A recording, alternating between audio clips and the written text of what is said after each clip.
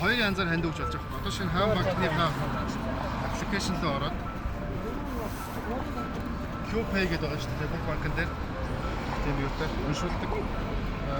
QPay гэдэг. Тэгэл ингээ уншчихвол шууд хатан төхөөрөмс байгууллага гэл. Энэ ямар ч банкнаас банк. Тэгээд энэ 500 төгрөг байна уу 1000 төгрөг. Амаа ийм болсон юм биш үү?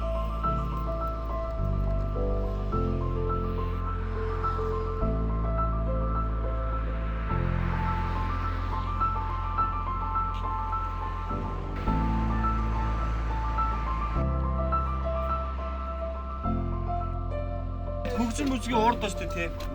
Тог тасарсан энийг ажиллахгүй. За энийг тог ирэхээр ажиллана заяа. Тэнгүүт ингэн ямар ч банкны картыг заяа. Ийшээ гэдгийг уншилч. Тэ? Эсвэл Payback-ээр хийж байна. Тэгээд ингээд кодоо хийгээд уншуулангууд одоо энд нэг юм хөрх хамт ингээд уйлдсан хөвгт байж байгаа маань чамайг 500 төгрөг өгөх юм бол шууд инээгээл зураг нь эсвэл бол одоо өцгөн байсан хөвгт өгөх юм адиал нөмөр үл ингээд миний оруулж байгаа хувийн нэмэр ингээд нүдний өмнө ингээд илтэй байгаа байхгүй. Тэгэхээр одоо энд хүн болгоо хувийн нэмрээ оруулах хэрэгтэй.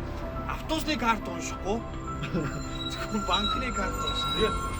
Энэ бол ингээд сотын 16 газар байршсан тийм. Яг энэ бас тийм байна. Яг энэ зөвхөн Монголд анх удаа ингэж хийчихв тийм. Монголд ингээд анх удаа хийгдэж байгаа юм. Тэгээ энэ ч бүгдээрээ эд шидийн орон хоёр төсөл дээр хандив өргөцгөөё. Одоо бидний эдэн залуучуудаас нийлээд удахгүй эд шидийн орон хоёр төсөл дээр лекц зохион байгуулах гэж байгаа.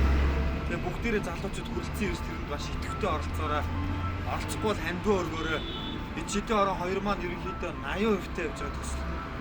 Тэгэд одоо бас нэлээд жоохон мөнгө хэрэгтэй байгаа. Тэн дээр хэдүүлээ туслаад нэг хүмүүсийн бүтээн байгуулалтыг хамтынхаа хүчээр дуусгацгаагаад маргаан шин гэрлийг хамтдаа асаацгаая гэж залуучуудаас уриалмаар байна тийм.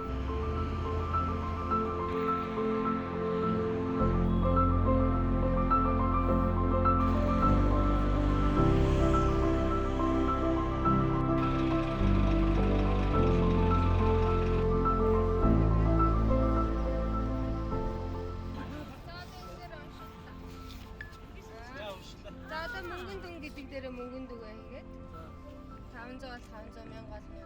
За тэгээд тэгээд ноцгоо оруулаад Авахгүй 100000 гэж шүү дээ. Одоо чи бол шууд 26 тастай 20000 гэх юм.